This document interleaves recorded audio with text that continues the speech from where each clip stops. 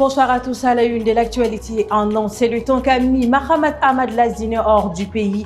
L'ex-ministre de l'Environnement a regagné maintenant cet après-midi suite à la signature d'un accord de principe.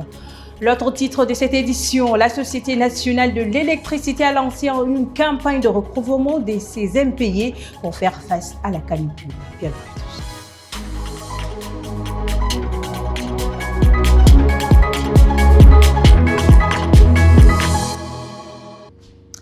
J'ai l'annoncé en titre évancé du gouvernement en novembre 2023. Mahamat Ahmad Lazina a trouvé refuge aux États-Unis après un départ précipité. Il a regagné N'Djamena cet après-midi suite à la signature d'un accord de principe entre lui et le pouvoir de transition. Adoumadi Yassine était à l'aéroport international à Saint-James. Il est rentré d'exil, Mahamat Ahmad Lazina, le président du MNCT, Mouvement National pour le Changement au Tchad, et l'ancien opposant est rentré après s'être exilé pendant une durée d'un an. Il rentre aujourd'hui avec fierté, comme il le dit. Il a été accueilli par les membres de son parti et certaines autorités qui ont accompagné le ministre de la Communication, Abderrahmane Koulamala, qui est venu l'accueillir avec une délégation. Et nous sommes de retour pour contribuer au développement du pays. Vous allez me dire qu'il y a un pilote qui est là. Oui, les vols du Tchad. Il y a un pilote, il y a un copilote. Mais je crois qu'ils ont besoin aussi d'un technicien dans ces cockpits-là pour s'assurer que tout va bien et que nous allons bien sûr atterrir en toute sécurité. Les pourparlers pour aboutir à cet accord ont débuté du 7 au 8 février et sous la supervision, n'est-ce pas, du facilitateur désigné de la CEAC, Communauté économique des États de l'Afrique centrale, Félix Tshisekedi. Donc dans cet accord qui a été signé, la responsabilité de Lazina serait de ne pas organiser des manifestations perturbatrices afin d'entrer dans un processus de réconciliation. Et celle du gouvernement est aussi de faciliter son retour, ce qui fut fait cet après-midi, mais aussi et surtout d'assurer sa sécurité. Il est bien chez lui, sa sécurité, lui-même sait qu'elle sera assurée parce que nous sommes un pays de paix, nous sommes un gouvernement de paix, nous sommes une nation de réconciliation. Et vous allez reprendre vos activités politiques. Le Tchad a besoin des hommes comme vous, des hommes déterminés, des hommes ouverts, des hommes capables de comprendre l'enjeu de la réconciliation nationale. Mahamat Ahmad Lazina regagne désormais son pays suite à l'accord de principe signé entre lui et le gouvernement de transition. C'est le deuxième accord signé entre le gouvernement de transition et un opposant exilé. Donc le premier accord, c'est celui qui a permis à Dr Succès Masra de rentrer dans son pays et de devenir Premier ministre. Le second, et bien entendu, c'est celui qui a permis donc le retour au pays cet après-midi de Mahamat Ahmad Lazina. La Direction générale des impôts célèbre ce mardi 13 février la toute première édition de la journée d'appréciation du contribuable placée sous les thèmes l'appréciation e-tax, un outil simple, accessible et innovant au service du contribuable pour le paiement des impôts et taxes. Émile Dolunasoui Bakar Lamer. Et c'est en présence du ministre des Finances que cette journée dédiée à l'appréciation du contribuable organisée se tient. Une occasion de reconnaissance et d'encouragement aux contribuables pour leur conformité aux fiscaux. Cette journée d'appréciation et de reconnaissance aux contribuables n'est pas seulement le fait qu'ils sont plus conformes à leurs obligations fiscales, mais aussi créer l'esprit de confiance vis-à-vis des agents du fisc qui, en général, les contribuables les considèrent comme des prédateurs. Il s'agit ici de placer la confiance à la place de la méfiance. Une opportunité pour le ministre Guiling de souligner l'importance de l'application e-tax dans la simplification et l'accessibilité du processus de paiement et taxes par les contribuables. Pour soumissionner à des marchés, dans le privé comme sur le marché public, pour avoir, ne serait-ce que le cutus à l'époque, il fallait aller aux impôts, à la douane, au trésor, recueillir une dizaine de visas et de signatures et de vérifications Tout cela a été banni et changé. Maintenant, l'attestation de non-redevance, l'ANR, est automatiquement éditée par les contribuables eux-mêmes dans leur bureau sans frais, sans se déplacer. Donc, c'est quand même un progrès important. Cette journée permettra à la Direction générale des impôts d'échanger à cœur ouvert avec les contribuables sur l'importance du paiement des impôts et l'utilisation de la plateforme e-tax à cet effet. Le Bureau national du fret terrestre et la Chambre de commerce, d'industrie, d'agriculture, des mines et de l'artisanat ont signé ce 13 février au siège de la dite chambre à N'Djamena une convention de coopération pour améliorer le transport des marchandises. N'allez pour pour des précisions. Elle est enfin signée.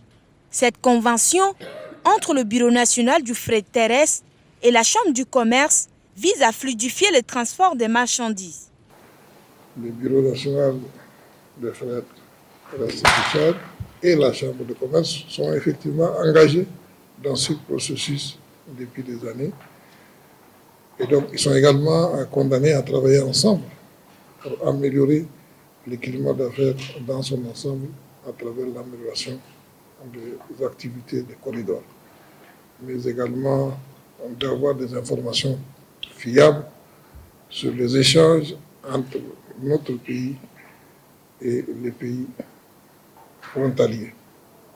Cette convention permettra également de matérialiser la volonté entre la CCMA et le BNFT en matière de transport, afin de promouvoir, faciliter et améliorer ce secteur crucial pour le développement économique de notre pays, le Tchad.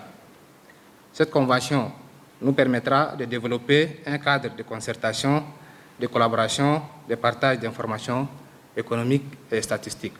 La signature de cette convention est l'aboutissement de plusieurs années de concertation. Elle jette les bases d'une coopération qui se veut gagnant-gagnant entre les deux structures.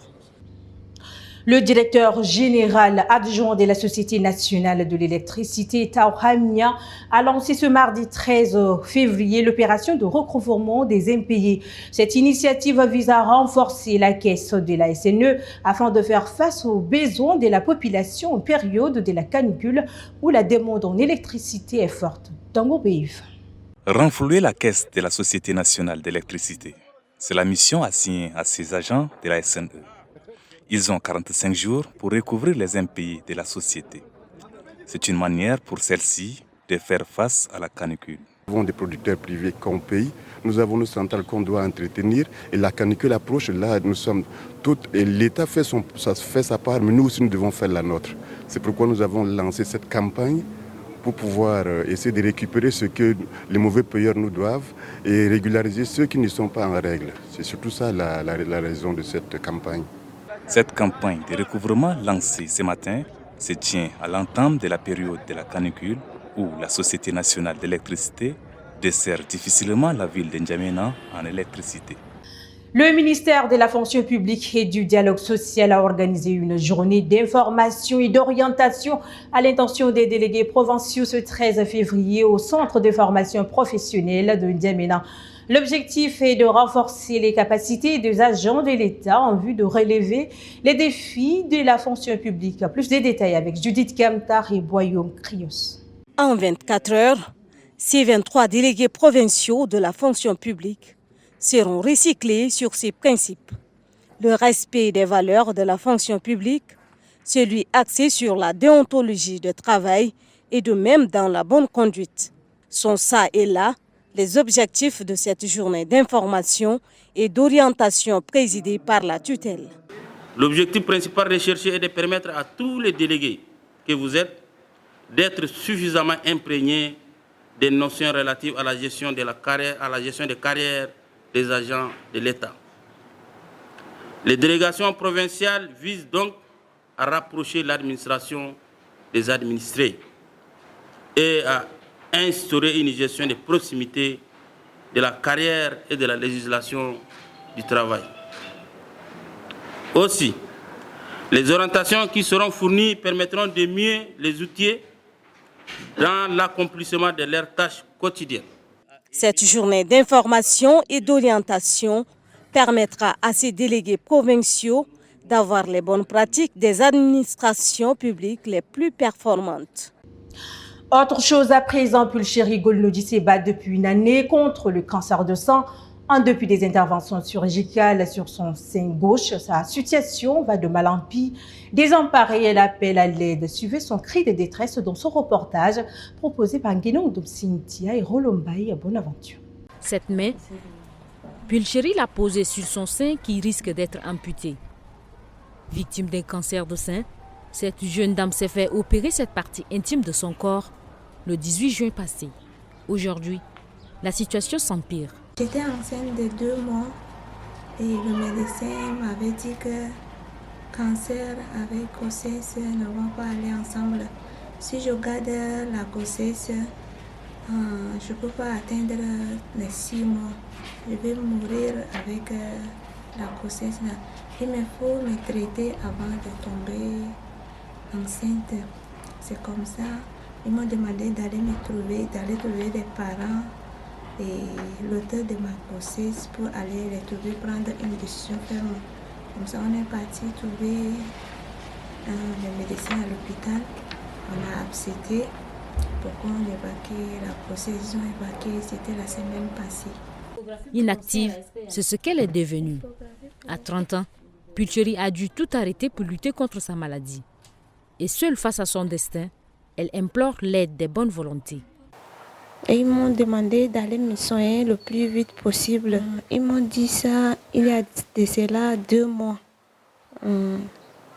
Et il me faut évacuer pour les soins. Et là maintenant, moi et mes parents, nous n'avons pas la force pour que je parte me soigner ailleurs.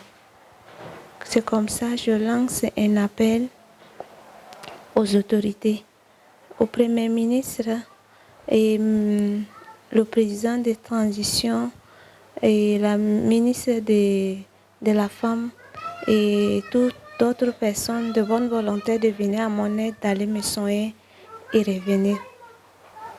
Pulchéri fait partie des milliers de femmes atteintes par le cancer. En 2020, l'unité d'anatomie et cytologie pathologique du centre hospitalier universitaire. En e-sport, pour clore cette édition, absent de la Coupe d'Afrique des Nations, mais présent par la présence de son arbitre, il s'agit de Mahamat Aladi Alaou, arbitre international tchadien. L'homme qui a officié plus de 4 matchs à la Coupe d'Afrique est rentré au Bercail. Il est accueilli triomphalement par la famille sportive tchadienne et sa famille, qui est donc Mahamat El Hadi Alaou, Masna Séverin, Justine Alata. Un retour triomphal et plein d'émotion. Dans les bras de sa mère, Mahamat Aladi Alaou, le seul arbitre tchadien à officier jusque-là 4 matchs à phase finale de la Coupe d'Afrique des Nations, peine à cacher ses émotions. Mahamat Aladi Alaou, c'est 4 matchs, notamment Maroc-Tanzanie, Égypte-Cap-Vert. Et c'est aussi d'autres ambitions. Nous, on a déjà ouvert la porte pour tous nos collègues arbitres. Maintenant, c'est à nous de s'accrocher et d'ouvrir la porte pour que nos collègues arbitres viennent emporter les pas et aller au-delà de là où nous sommes actuellement.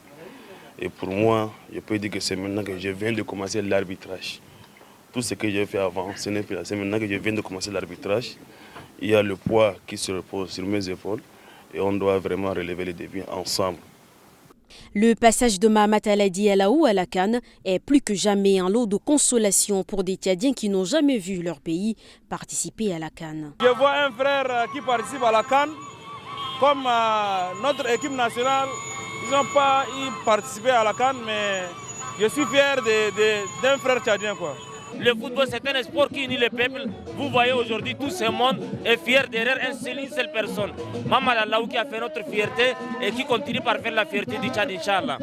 Après la CAN en Côte d'Ivoire, focus désormais sur le Tchadien pour la Coupe du Monde 2026, où il est présélectionné parmi les 13 arbitres. Et c'est tout pour cette édition d'information. Mesdames, Messieurs, merci de l'avoir suivi. Bonne suite des programmes sur Tchad Info TV.